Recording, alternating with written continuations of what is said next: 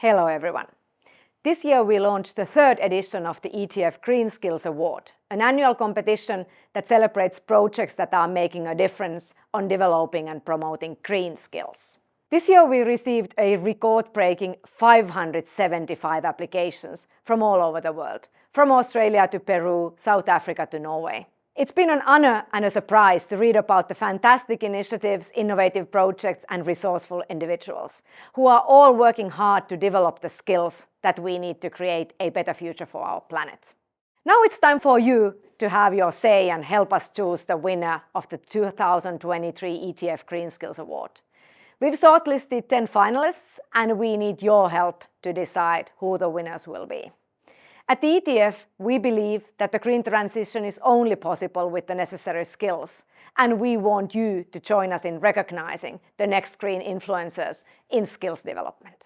So please cast your vote now and be part of this amazing initiative. Thank you, and let us make a difference together.